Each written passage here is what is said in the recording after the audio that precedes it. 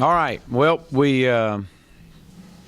it's always great to come back in and talk about being 1-0 last week, and that was our goal, to be 1-0, and that's to be able to come into a week of against an opponent like TCU is off of a win. Definitely helps. There's a lot of things we've got to do better. I thought that defensively we continue to play very well. We play with great passion.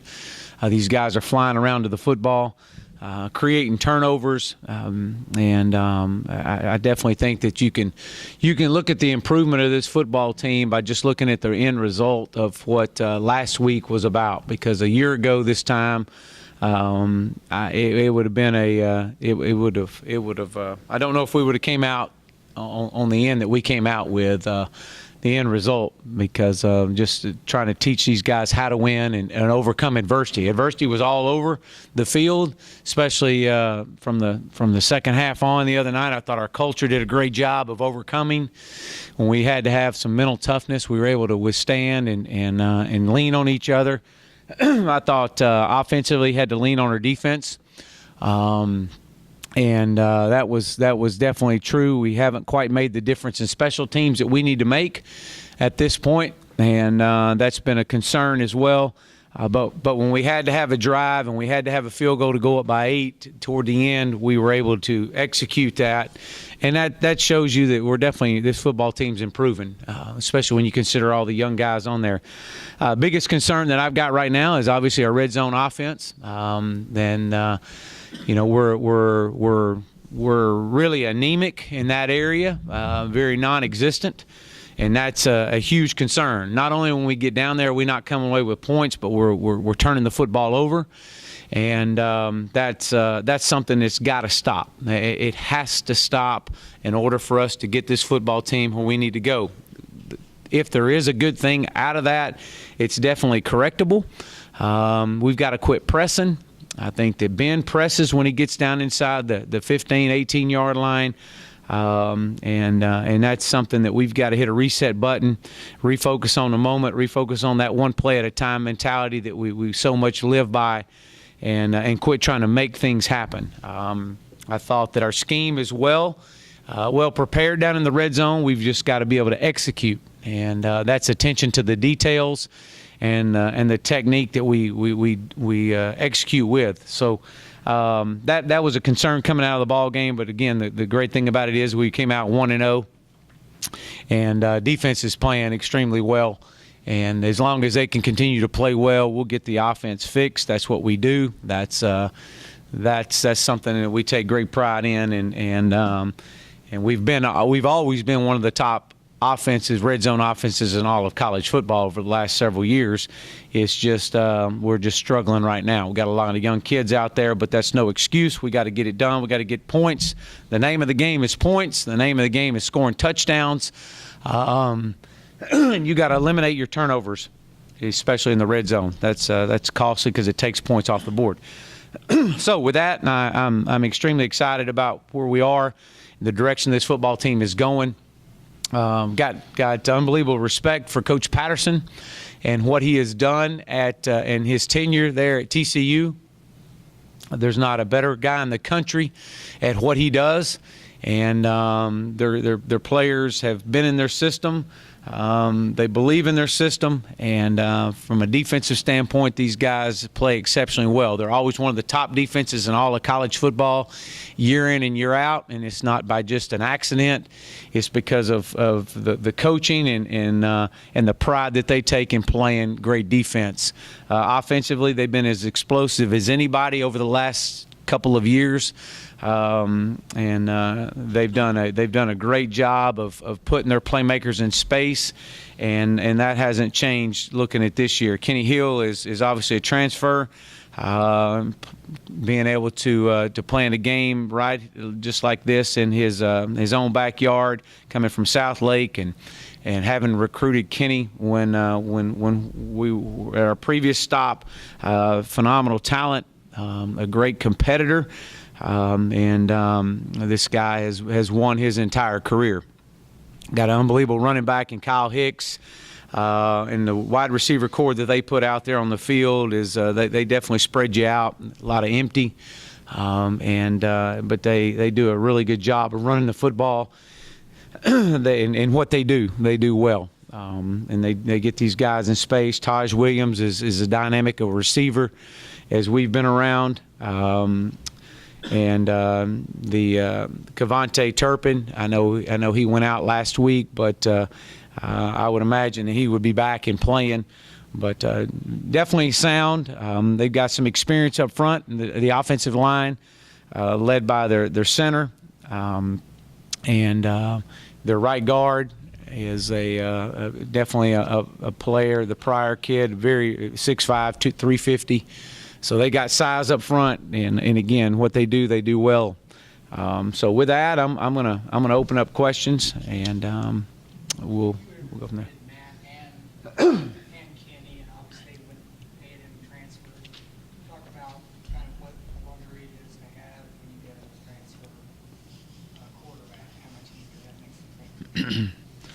Well, they're both great competitors, and that's the one thing you look at with a quarterback. You look at how he responds when things aren't going well around him. Every quarterback I've ever been around, when things don't go well around them, they always find a way to hit a reset button and to get back on track. And Kenny's no different, just as Matt hasn't been. He's got the ability to make plays with his feet, extend the plays.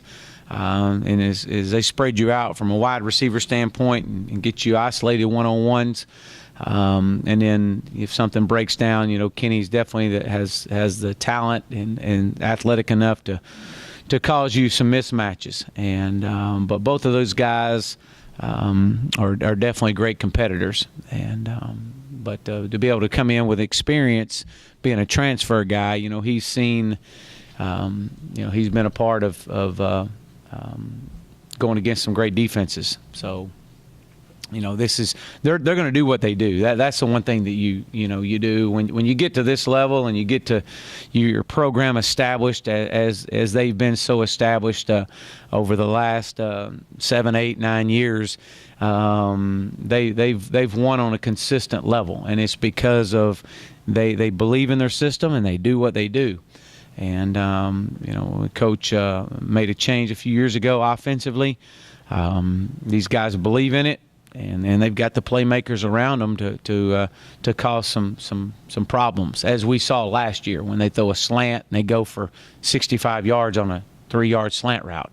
So, that's what they do. And from a defensive standpoint, as you look at them from our offense to their defensive standpoint, they do a great job of getting the extra hat in the box, whether it's a safety, whether it's an outside backer, their rover, whoever it is, they do a great job of it. And they're defensively up front.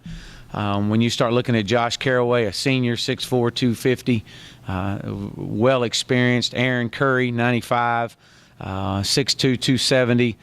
13 tackles, 3.5 TFLs, 3.5 sacks. I mean, these guys here are they're definitely going to cause some sleepless nights this week and how we try to block these guys. But again, it's what they do, and their linebackers are solid. Ty Sumners has 26 tackles. He leads the team with those with the tackles, 1.5 TFLs, 2 pass breakups. They did move a receiver over last week. Deontay Gary moved him from wide receiver to corner. And so, again, you start looking at that. Their safeties are very active in the run game, extremely active. And Nick Orr with 19 tackles, one of the top tackle guys on the team. So we've got great respect for these guys, and we've got our work cut out for us. We've got to worry about SMU. We got to worry about scoring points when we get down in the red zone.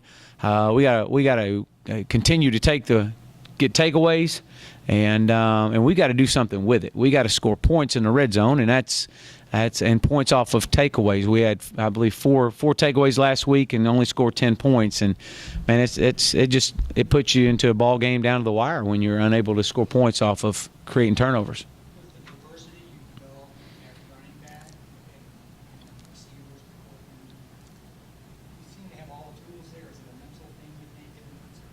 Yeah, I think a lot. Yeah, absolutely.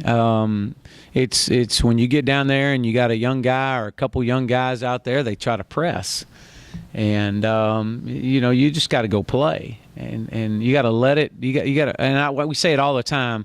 You have to operate within the system. When you start operating outside the system is when you get in trouble. Yes, you may get by within it here and there, but you got to stay within the system, and our system is set. Our system is proven. We know what we want to do, and we've got to go execute. We've got guys open. We got to be able to hit those guys. When we take number 3 vertical and the Mike carries, and we got number 2 coming in underneath him, you got to hit those guys. You rep it and you rep it and you go over it in practice. Specifically set drills up for that. Coach Craddock does, and he himself will get out there and be a Mike linebacker. He'll be, the main read guy, and to get out there and not to execute it, it's frustrating. It is, and but at the same sense, you've got to go to the next play, and so it's all about creating. We just want points. Get points out of the red zone, and cut the turnovers. Since you've been here, you've talked about how teams make a jump from their first week to the second week. And for Ben, Liberty was game. What differences did you see in his performance between Waco and against Liberty? I thought between the 20s, I thought he did well early. I thought he struggled throwing a spiral. And as the game progressed, I don't think he was quite as sharp as he was at the Baylor game. But we got great confidence in Ben. This football team has great confidence in Ben. I think he was a young guy that had a hard time shaking off that first interception, and I think it truly affected him. And what's one thing we've talked about is body language. I know we've talked about that, and those things. If you want to get and be a great quarterback at this level, or at any level, you got to be able to respond to the next play. And if you keep harping on the last play and you let it affect your performance over the course of time, it's tough. And but that's part of being young. That's part of growing. A lot of times when you get guys like Ben, he's got great confidence. They feel like they got all the answers. They feel like that they can do it and get themselves into the rhythm themselves, and get frustrated when they can't do it. And so as we shared with him, Coach Craddock's talk with him is that, look, you got to let us help you now. We're going to help you. We're going to get you right, but you've got to operate within the system. Played 3 running backs the other night.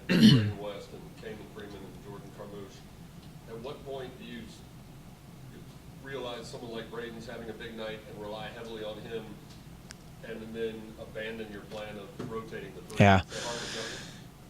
Well, it is, but when you get later in the game, when you put the ball in a young kid's hand, and one thing that we've not done a very good job of coming into this game is we've laid the ball on the ground from a running back standpoint, and so I made the decision that, look, I'm going to go with our experienced guy in critical situations here, and so that was with Braden. So that was on me. I wanted to make sure that in critical situation, I wanted a guy that's been there before, and so that's why we just chose to go with Braden. I thought Jordan Carmouche ran well.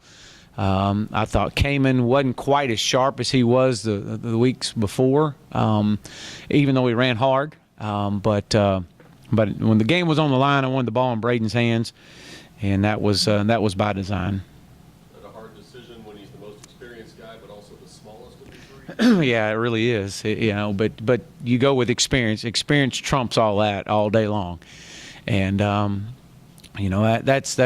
one of the things that I've always lived by is those guys with experience. Try to get those guys the ball in a critical situation if you can. There's times you can. Sometimes it's short yardage and you want the bigger guy in there. We brought Kamen in a 3rd and 1 or 2 right there toward the end of the game when we had to have it. A bigger body, you do that and you just take your chances. But over the long haul, from pass protection standpoints to running the football, you try to go with your experience if you can. Hopefully we'll get Xavier Jones back this week. We'll see.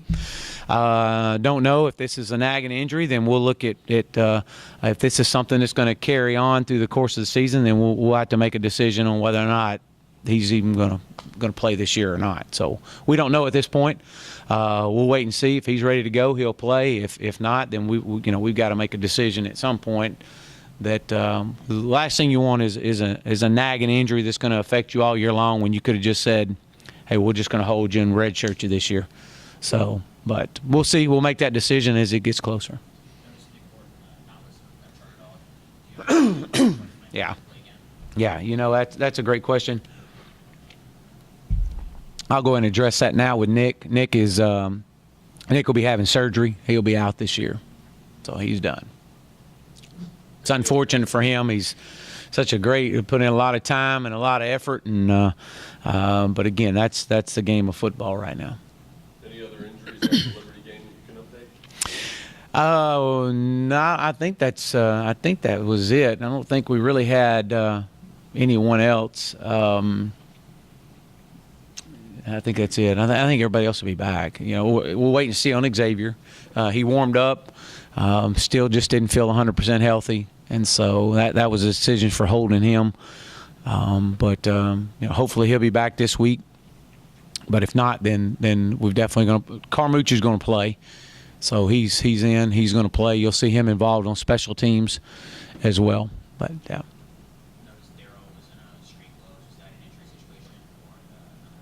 Yeah. 99 problems a day, as a head coach. But Daryl is out with a right hand injury, and so it'll be several weeks before he gets back, if he's even back this year. Looking at TCU big picture, how much has Well, I think the number one thing that's helped that program out is they were very efficient, and they were good in the conference that they were in. They had a great vision as they won. They had the facilities built, and when the opportunity came knocking, they definitely embraced their opportunities, and so I think that there was a point in time to where it was we want to commit, we want to be good at what we do, and we want to be, we're in the state of Texas, we want to be good at football. And they made a huge commitment many years ago. Again, I can say a lot of these things because I've been in this state my entire life. And when they made that commitment, and they got the right coach in there with Coach Patterson, and I think that the results have spoken for themselves without a doubt. Anything else for Coach? All right.